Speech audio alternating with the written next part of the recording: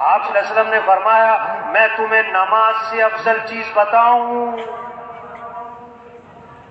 میں تمہیں روزے سے افضل چیز بتاؤں، میں تمہیں صدقے سے افضل چیز بتاؤں؟ طلب پیدا کی، پوچھا ہے بتاؤں نماز سے افضل، روزے سے افضل، صدقے سے افضل بتاؤں؟ صحابہ نے اس کے حضور کیوں نہیں بتائیں؟ آپ نے فرمایا آپس میں اتفاق سے رہنا یہ نماز اور روزہ اور صدقے سے بھی افضل ہے۔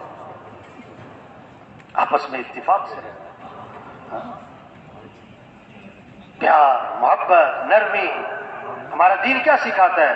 نفع پہنچاؤ، لوگوں کے کام آؤ۔ عبداللہ بن عباس رضی اللہ عنہ مسجد نبوی میں ہیں، اعتکاف میں ہیں، ایک شخص کو دیکھا، اس کے پاس گئے اور اس سے پوچھا کہ تمہیں کیا بات ہے؟ مجھے ایسا لگ رہا ہے کہ تم پریشان ہو، یہ شریعت کا مزاج ہے، لوگوں کے چہرے پڑھو، لوگوں کی زندگی سے اندازہ لگانا کون ضرورت مند ہے، کون محتاج ہے، کون پریشان ہے، میں کس کی مدد کر سکتا ہوں؟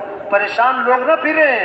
عبداللہ بن عباس اس کے پاس گئے اور فرمایا مجھے لگ رہا تمہارے چہرے سے کہ تم پریشان ہو۔ میں نے کہا جی آپ نے صحیح پہچانا ہے، میں بڑا پریشان ہوں۔ اب پریشانی سنیں، پریشانی کیا ہے؟ میں نے کسی سے کچھ لینا ہے اور وہ دیتا نہیں، پریشانی کیا ہے؟ میں نے کسی کا کچھ دینا ہے اور میرے پاس ہے کچھ نہیں، یہ پریشانی ہے۔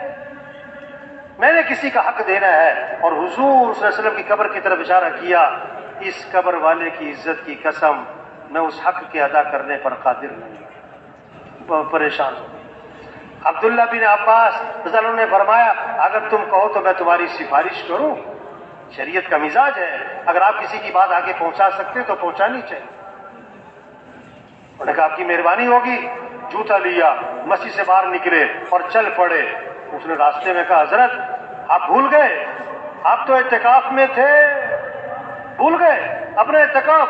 کہ نہیں بھولا نہیں ہوں، مجھے یاد ہے میں اعتکاف میں تھا اور میں پھر بھی نکلا ہوں۔ پتہ کیوں نکلا ہوں؟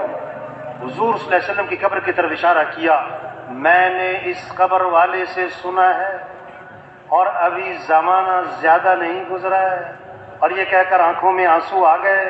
آپ نے فرمایا جو اپنے مسلمان بھائی کی حاجت کو پورا کرنے کے لیے چلے پھرے کوشش کرے، یہ اس کے لیے 10 سال کے اعتکاف سے افضل ہے۔